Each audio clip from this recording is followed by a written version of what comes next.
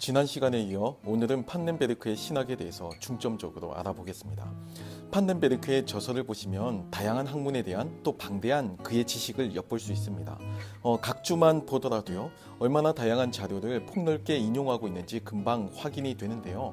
그런 그가 관심을 가지는 여러 신학적 주제 가운데 하나가 바로 인간에 대한 논의입니다. 이 인간론에 대한 그의 접근법을 보면 그의 신학적인 특징이 분명히 드러나죠. 사실 인간에 대해서는 과학과 철학에서 다양한 관점에서 논의가 진행되었습니다. 과학에서 다루는 인간은 인간을 다른 생명체와의 그 연장선상에서 다루는 특징이 있죠. 또 철학에서의 인간은 인간의 그 사유 능력과 같이 인간의 그 독특성을 강조하는 측면이 있습니다. 판넨베르크는 신학도 이러한 인간학에 대한 논의에 같이 참여해야만 하며 또 그 연구에 토대를 제공해 주어야 한다고 봅니다. 이것이 신학의 의무라고 보는 거예요.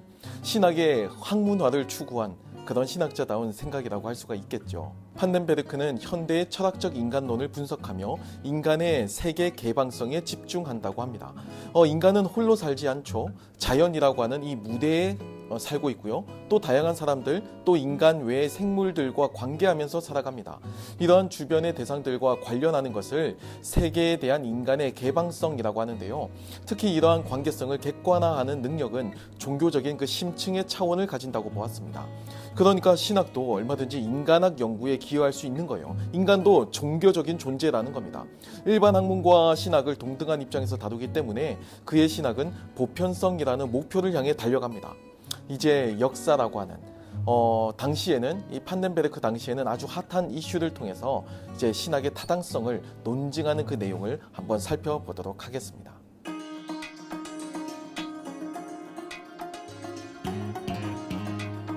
판넨베르크에 대한 일부 오해가 있습니다. 신학의 보편성을 이야기하다 보니까 신학만이 가지는 그 특수성이 약화될 수는 있어요. 하지만 이것이 하나님과 무관하게 인간이 모든 것을 다 알 수 있고 또 모든 것을 다 이루거나 할 수 있음을 의미하지는 않습니다.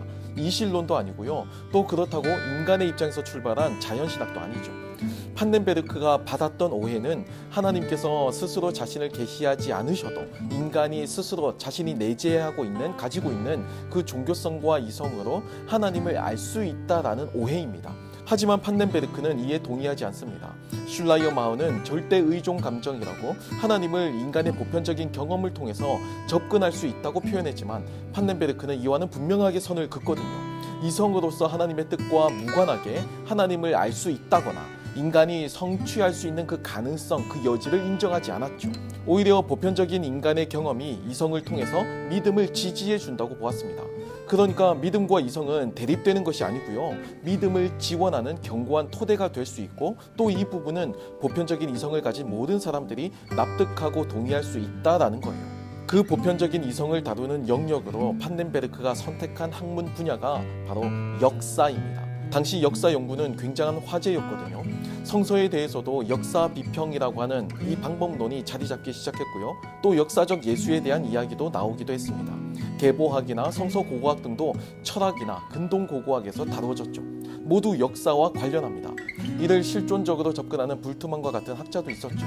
이런 맥락에서 판넨베르크에 따르면 하나님의 자기 계시는 직접적이고 또 간접적으로 역사에서 발견 가능합니다. 그에게 보편적인 역사, 전체로서의 역사는 하나님의 계시의 수단입니다. 이건 헤겔이 생각했던 것과 유사하고요. 또 판넨베르크도 이 사실을 인정합니다. 하지만 중요한 차이점도 있어요.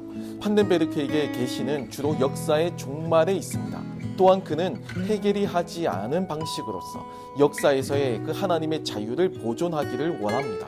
절대정신의 변증법적 실현 과정을 역사로 이해하는 헤겔의 그 관념론은 절대정신의 그 자유를 보존해 주지 않거든요.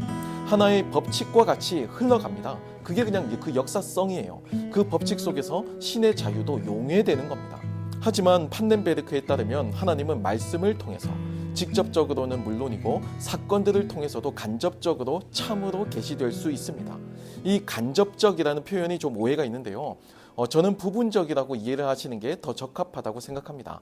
그러니까 하나님은 말씀을 통해서, 그러니까 특별 계시를 통해서 직접적으로 자신을 드러내시고 하나님과 우리의 다양한 시선들을 통해서 간접적으로 그러니까 부분적으로 자신을 드러내신다라는 겁니다.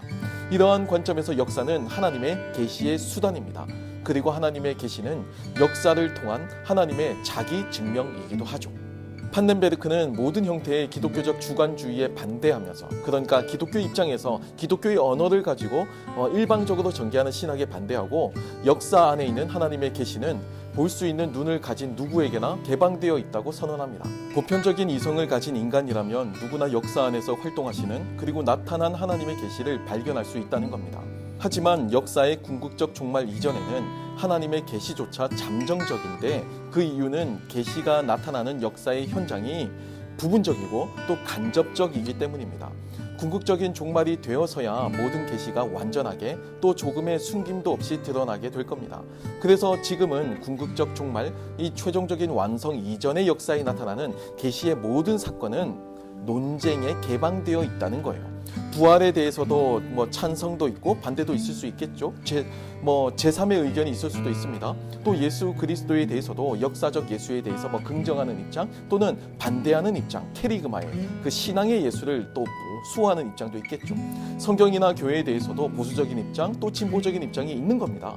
하지만 중요한 것은 바로 이 논쟁의 개방적인 내용, 이 내용이 곧 학문성이기도 하고요. 판넨베르크는 바로 이 지점에서 신앙이 등장할 여지를 발견한다는 겁니다. 판넨베르크의 급진적인 주장을 또 하나 살펴보면요, 하나님의 신성은 그의 통치이다라고 하는 판넨베르크의 원리가 있거든요. 하나님은 세계의 미래로서 현존하는 모든 것의 미래를 결정합니다. 하나님의 존재 자체가 이 세계의 미래이기 때문에 미래로부터 하나님이 세계를 통치하시면서 그 존재와 의미를 결정하신다는 겁니다. 판넨베르크의 신학적 기획 전체에서 핵심적인 것은 하나님의 미래적 주됨이, 그 주님 되심이 역사 안에서 미리 나타났다라는 주장입니다. 역사는 조건적이며 잠정적이기는 하지만 그 안에서 예기적이라고 불릴 수밖에 없는 사건들을 갖고 있거든요. 예기적이라는 단어는 미리 기대하거나 예상하다라는 의미입니다. 그러니까 미래의 주님으로서 하나님께서 이 세상을 통치하시는데, 그 과정에서 현실의 역사 속에서 도저히 기대할 수 없는 사건들이 일어나는 경우가 있다는 거예요. 그 사건이, 제 대표적인 사건이 예수 그리스도의 부활 사건이라는 겁니다. 예수 그리스도의 부활 사건은 모든 죽은 자들의 미래적 부활 사건이 한 사람 안에 미리 나타난 겁니다. 이 예수 그리스도의 부활 사건에 대해서 판넨베르크는 자유주의 신학이나 이실론 등의 신학과 분명한 구별점을 가지죠. 그는 예수 그리스도의 부활의 역사성을 입증해 나가는 방식에서 신앙에 호소하지 않습니다.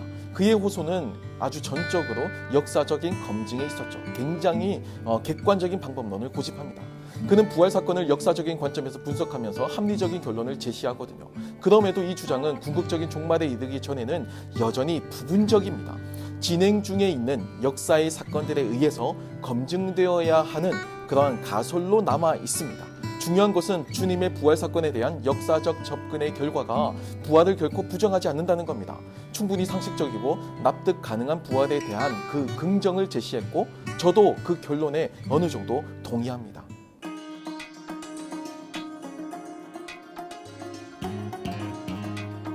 판넨베르크는 예수 그리스도의 신성에 대한 두 가지 신학적 접근법을 대조시킵니다. 첫 번째는 위로부터의 기독론으로서 예수님의 신성으로부터 시작해서 어떻게 그가 또한 인간일 수 있는지에 대해서 묻고요. 또 하나, 두 번째는요, 그가 선호하는 접근법, 이 아래로부터의 기독론입니다. 부활을 포함하는 이 예수의 삶의 양식인 예수의 인간적인 이 외형으로부터 시작해서 그의 독특한 인성의 기초에서 그의 신성에 접근하는 거예요. 위로부터의 기독론은 일단 전제가 예수는 하나님이시다에 두고 시작합니다. 그래서 어떻게 인간일 수 있느냐를 묻게 되는 거고요. 사복음서에서는 이 요한복음이 강하게 나타나고 있죠. 또 아래로부터의 기독론은 예수는 인간이시다에 두고 왜 이분이 하나님이신지를 묻는 겁니다. 역사적인 접근 방법을 선호한 판넨베르크는 이 아래로부터의 기독론을 선호할 수밖에 없겠죠. 위로부터의 기독론은 아무래도 교리적인 전제가 일단 강하잖아요. 그러니까 일반 학문과 토론이나 대화의 여지가 없잖아요. 모두가 다 관찰 가능한 그 현상의 예수, 현상적인 모습의 예수의 삶을 통해서 그 예수님의 신성을 접근하고 증명하고 싶었던 겁니다. 판덴베르크는 이 사람으로서 예수는 하나님이다 라는 문장을 통해 아래로부터의 그의 기독론을 정리합니다.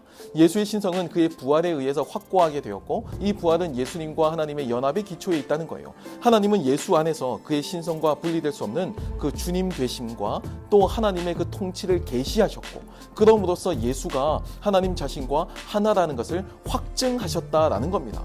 부활 사건은 역사에서 미래의 하나님 나라와 하나님의 주되심과 신성이 미리 예기적으로 나타난 것으로서 영원히 예수님을 하나님과 연합시킵니다.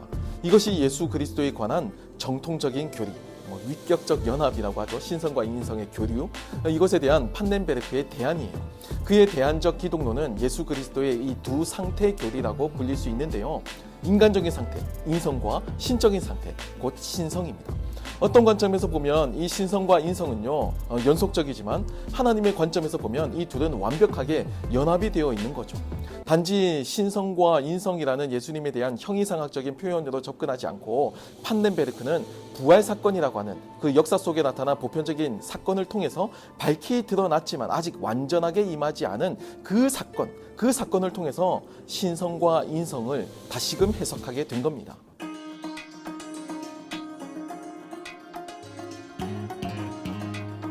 판덴베르크의 목적은 기독교 신학을 현대의 지성적인 대화의 장에 참여시키는 겁니다. 그는 기독교 교리가 합리적인 현대인들에게도 이해할 수 있는 것으로 만들고 싶었거든요. 그래서 역사라는 관점에서 하나님의 계시를 보편적으로 해석하며 닫혀있는 기독교만의 그 교리가 아니고, 역사를 통해서, 보편적인 역사를 통해서 이성이 있는 모든 인간이 누구나 다 통찰할 수 있는 그 계시의 역사성에 집중합니다. 그리고 역사적 연구 방법을 통해서 부활 사건의 의미를 두고 충분히 설득력 있음을 강조하죠. 하지만 에른스트 트웰치가 역사 연구에 있어서 인과관계와 유사성이라고 하는 이 원리를 도입했다면, 사실 판덴베르크가 주제로 잡은 이 부활 사건은 인과관계를 무너뜨리고 철저히 비유사적인 사건입니다. 이것은 몰트만에 의해서 동의되고 있는데요. 예를 들면 역사 연구를 하는 보편적인 방법은 인과관계입니다. 사건이 발생하기 위해서는 그 원인이 있다는 거예요. 그 원인의 결과로서 사건이 발생한다는 겁니다. 인간은 모두 죽습니다. 그러니 알려지지 않은 수많은 사람들, 위인들도 아마 다 죽었을 겁니다. 눈으로 일일이 다 확인하지는 않아도 자명한 진리로 받아들여지고 있죠.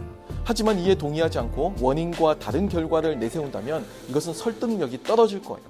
원인과 결과를 명확하게 파악하는 것은 역사 연구의 기본이자 오늘날 자연과학의 기준이기도 합니다. 원인과 결과가 무너지면 이는 역사 연구에 적합하지 않은 기적인 거예요. 초역사적인 거죠. 또 유사성의 원리도 비슷합니다. 역사 속에서 벌어지는 어떤 사건은 과거에도 있던 사건들이라는 겁니다. 유사한 경험이 계속적으로 지속적으로 관찰되면 이를 통해서 역사 연구가 진행된다는 거예요. 한 국가의 흥망성쇠도, 이 과정도 역사적으로 유사한 패턴을 통해 흘러가고 유사한 사건이 반복적으로 일어납니다. 외국에서 침략을 해오고요, 또 내부에서 불만이 나타나고요, 또 경제가 어렵고 왕권이 무너지면 이런 비슷한 패턴이 흘러가게 되면 역시나 비슷한 결과가, 사건이 나타나게 된다는 거예요. 인간의 죽음도 비슷하죠. 인간은 모두 죽으니까 예외가 없다는 것은 대전제로서 그냥 모두가 다 동의하고 보편적으로 깔고 가는 겁니다. 그런데요, 이 예수님의 부활 사건은 트웰치의 이 인과관계나 유사성의 원리를 모두 뒤엎는 거거든요. 사람이 죽었는데 그 죽음의 힘을 이기고 다시 부활하셨습니다.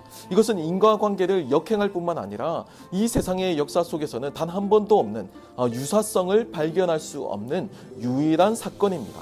복음서에 나타나는 예수님께서 다시 살리셨던 나사로도 다시 살아났지만 그는 생을 마치고 다시 죽음을 맞았을 거예요. 기적을 경험한 여러 사례들도 죽음을 이기고 생명을 경험한 사건이 아니고 치유나 회복을 경험한 거죠. 그러니까 예수님의 이 육신의 부활은 역사의 인과관계에 어울리지도 않고 또 유사한 사건도 없는 유일회적인 독특한 사건이라는 겁니다. 그럼에도 이 사건은 종말에 있을 모든 사건들이 역사의 한 중심에서 실제적으로 일어났기 때문에 이를 통해 주님 안에 있는 모든 인간도 부활을 기대하고 소망할 수 있게 되었다는 겁니다.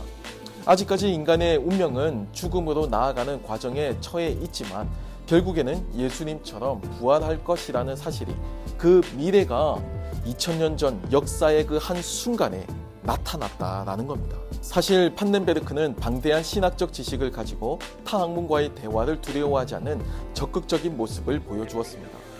특히 예수님의 부활의 역사성을 이야기한다는 점에서 보수적인 입장에서도 환영받았죠. 하지만 그의 역사로서의 계시 개념은 그 역사 안에서 어떤 새로운 것이 생겨날 여지가 없다는 점에서 비판을 받습니다. 역사 안에서 계시가 간접적으로 또 부분적으로 나타났고 또 그 역사의 흐름에 따라서 종말에 완성되는 개념이지 전적인 새로움이 개입할 여지가 보이지 않는다는 점에서 여전히 이제 비판하는 입장에서 보면 기계주의적인 역사관이나 아니면 역사주의적인 새로운 형태의 이실론이라는 비판도 있죠. 또 하나는요, 이 판넨베르크가 말하는 역사에 대한 개념입니다.